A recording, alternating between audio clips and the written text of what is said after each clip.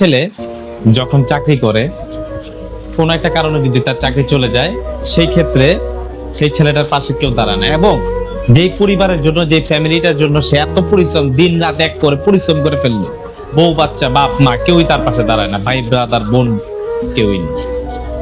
অথচ এই সময়টা তার মেন্টাল সাপোর্টের যে কি পরিমাণ প্রয়োজন কখনো কল্পনা করবেন? আমি একজন ছেলে, আমি জানি প্রতিষ্ঠিত হওয়াটা, প্রতিষ্ঠিত নিজেকে এই পর্যায়ে নিয়ে আসাটা কতটা কতটা যে কঠিন একটা ছেলের জন্য।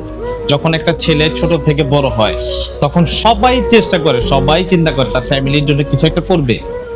কিন্তু এই সময়টা যখন যত পর্যন্ত সে কিছু না করতে পারে তার ফ্যামিলির জন্য, তার জন্য সবচেয়ে চ্যালেঞ্জিং হয় এই সময়টা।